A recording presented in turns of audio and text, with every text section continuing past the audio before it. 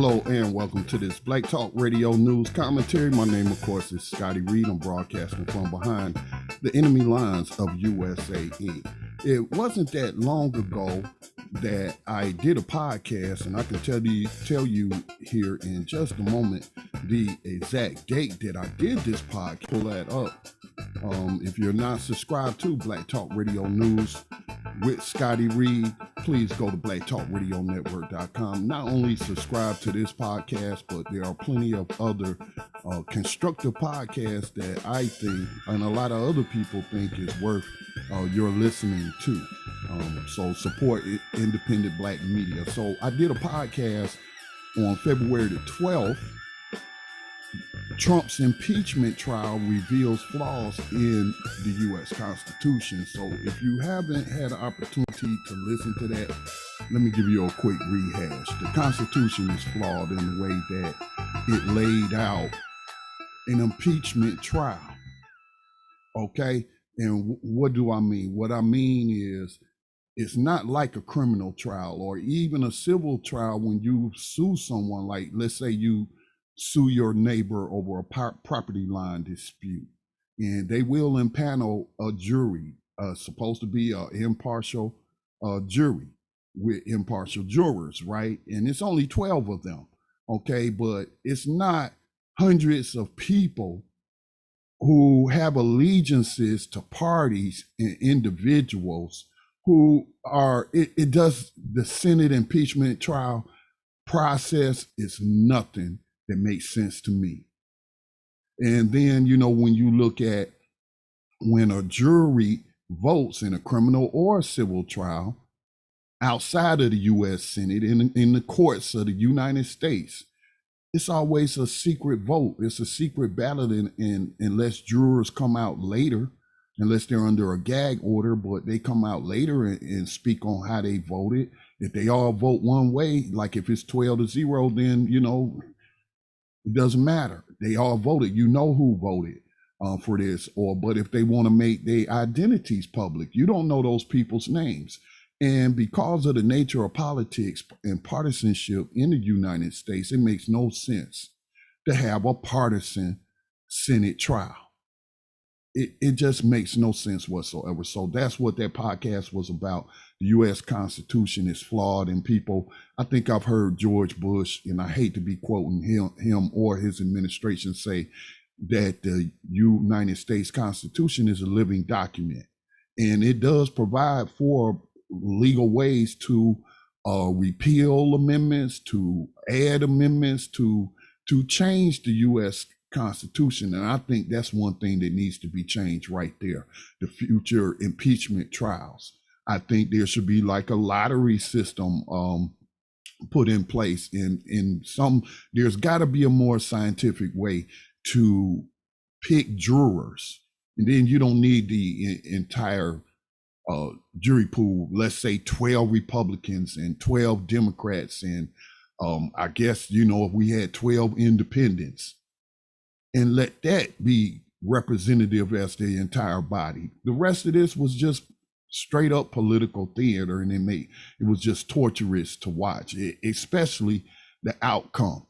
So that's what their podcast was about now. As I stated, it's a farce. This was before the actual vote.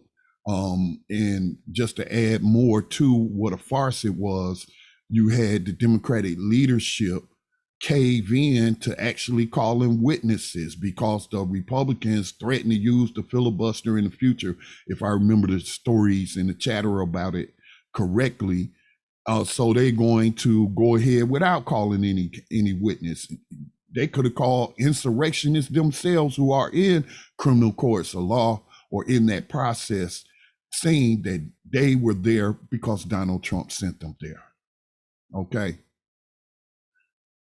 Then we hear this other argument about the constitutionality, even though there is case law or previous cases where you have had former federal officials who are out of office who were still impeached to prevent them from holding office in the future because they did not live up to they violated their oaths of office, their oaths to the U.S. Constitution. So we find this country is not as pristine, it's not as perfect, and it is simply not the best. This the best the world has to offer, then the world, no wonder the world is suffering. It's just really, really sad. So let's take a look at these other stories, because I said it was going to be a farce, and it turned out to be a farce. So Common Dreams, they published the article, Who Were the Republican Senators Afraid of When They Acquitted Their Own Attempted Murderer? At some point, you have to wonder whether the bigger danger was the Capitol insurrection or the Pusillanimous GOP reaction to it. Now, we're going to pause right there, because this is a fun word of the day. Pusillanimous.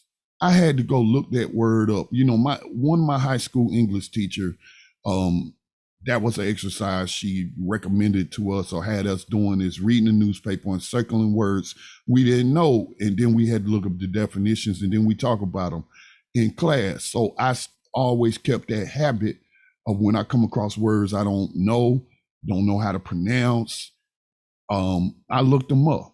So this is pusillanimous. I'm like, what is Pusillanimous? Pusillanimous. Pusillanimous. Now I'm trying to be funny and saying pusillanimous, and when you look at the definition, it says showing a lack of courage or determination, to be timid.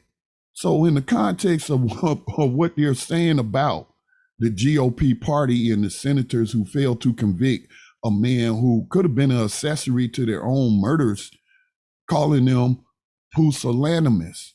I'm calling them pussy, and making jokes about the etymology, because in the streets, and it is misogynistic, but in the streets, we call it being a pussy. It means the same thing. When you say that to a male, if you say Mitch McConnell is a pussy for not voting to convict Donald Trump in this Senate trial, that is misogyny, because you're saying he's weak, you're saying he's timid, and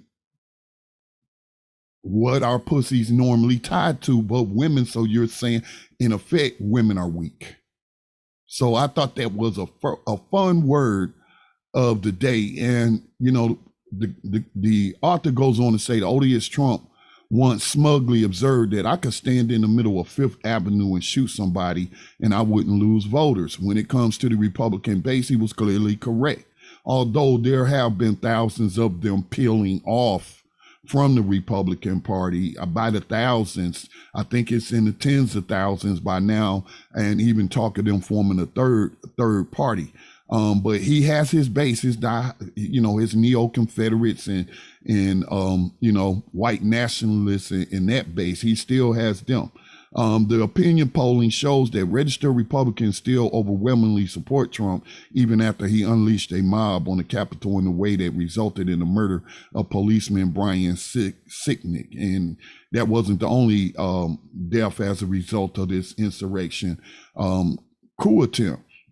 What Trump did not imply, and what no one could have foreseen, was that even the man he shot would continue to vote for him. The 43 Republican senators who voted to acquit Trump were in mortal danger of their lives on January 6th. And had they been evacuated only a few minutes later than they were, some of them would likely have been taken hostage or even killed. I think it's safe to say that, because they had a makeshift guillotine outside, easily hang somebody, even with a Confederate flag, stab them with the Confederate flag. Wow. And to vote to convict is nonsense. It's nonsense. And it shows that this, from the foundation set by the so-called founders, that this should have been foreseeable, and the Constitution needs to be changed. The entire Senate does not need to be openly voting in the chambers on such a sensitive issue. There's a reason we have unanimous jurors, to protect them from reprisals of terrorists and other criminal, elements that would kill them for not voting a certain kind of way. So it was a farce from the start, from the founding. of that document. So yeah, and then you got Mitch McConnell now, who is saying he's catching a lot of heat for saying that basically Trump should have been convicted. And make no mistake, what he did wasn't just against the U.S. Constitution, but it was criminal as well. And he can still suffer criminal penalties, but who's to say if the Biden the U.S. Justice Department under a Biden administration, and even with a top cop former prosecutor like Kamala Harris, are they going to hold Donald Trump accountable? Because if he's a convicted felon, I think that might bar him for running for president and even voting. Not that I agree with such penalties, but we're going to be serious about insurrection. We need to be serious about it. But I haven't listened to old Senator Mitch McConnell, Mr. Pusillanimous, Mitch McConnell speech after he voted not to convict Trump. Former President Trump's actions preceded the riot were a disgraceful dereliction of duty.